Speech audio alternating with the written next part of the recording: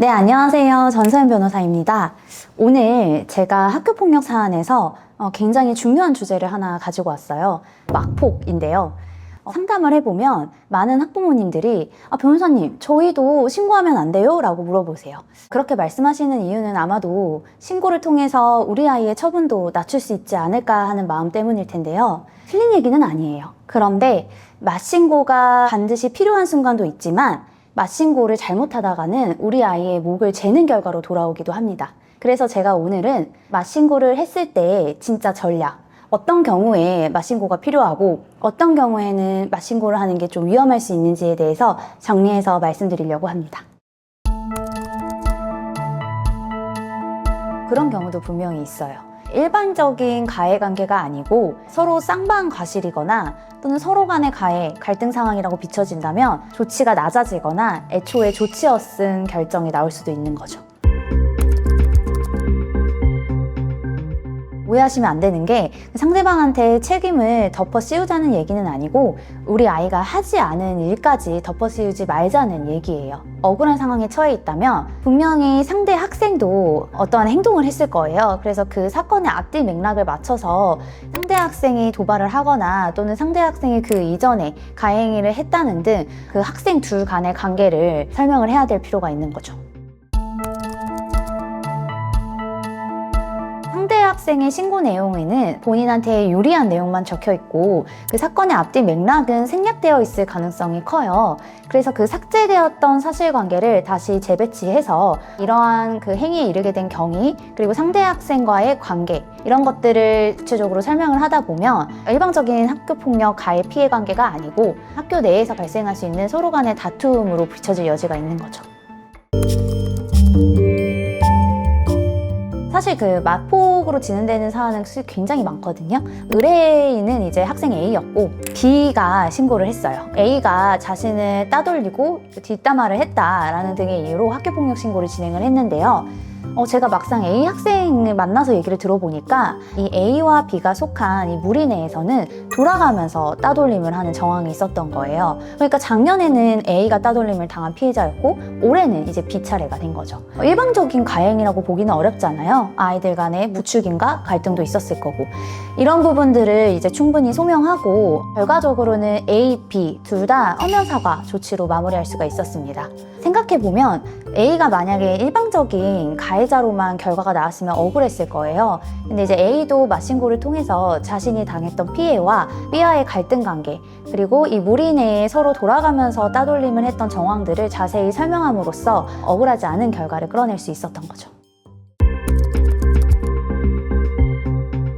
요즘에는 이제 학교폭력 제도가 학생 간의 하해를 중재한다기보다는 내가 신고를 받게 되면 나 신고했어?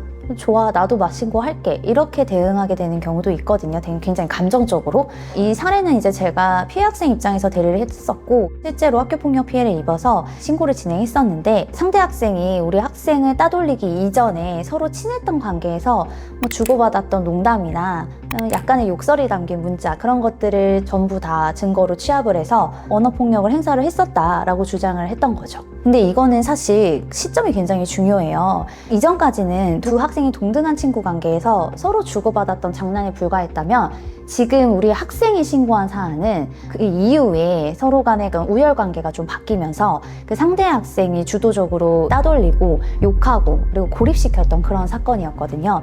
그래서 이제 이게 시기적으로 원래는 친했던 관계지만 그 관계가 변질되었던 이유 그리고 현재는 일방적으로 당하고 있는 그런 상황을 잘 설명을 해서 결국 우리 학생은 조치 없음 결정을 받았고요. 상대 학생은 방성하지 않는다는 이유로 좀 더 높은 조치 결정을 받은 사안도 있었습니다. 이처럼 맞신고는 무조건 좋은 결과를 가져오는 건 아니고요. 오히려 서로 간의 진흙탕 싸움이 될 수도 있고 또는 나의 조치를 올리는 안 좋은 결과를 가져올 수도 있기 때문에 굉장히 신중하게 판단을 하여야 합니다. 아까도 말씀드렸듯이 무조건 맞신고를 원한다고 해서 맞신고를 하자고 제안드리는 건 아니고요.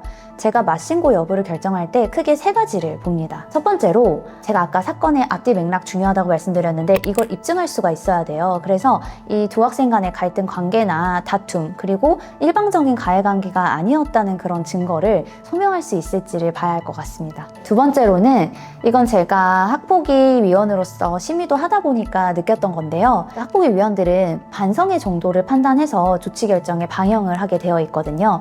그래서 어떤 근거 없는 맞신고 행위는 오히려 우리 아이의 반성의 정도를 낮춰서 조치 결정을 높이는 악영향을 끼칠 수가 있습니다.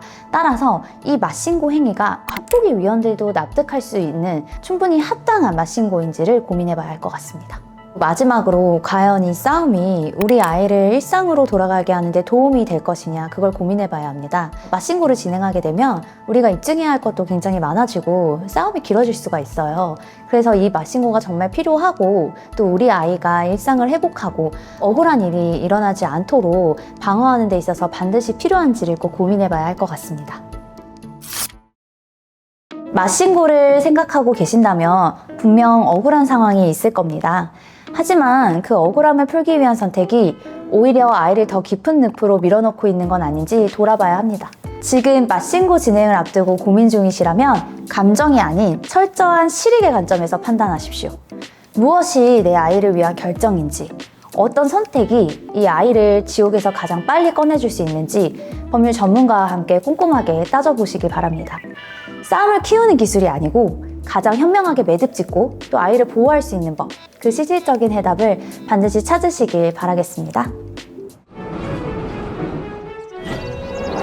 사연력 전 변호사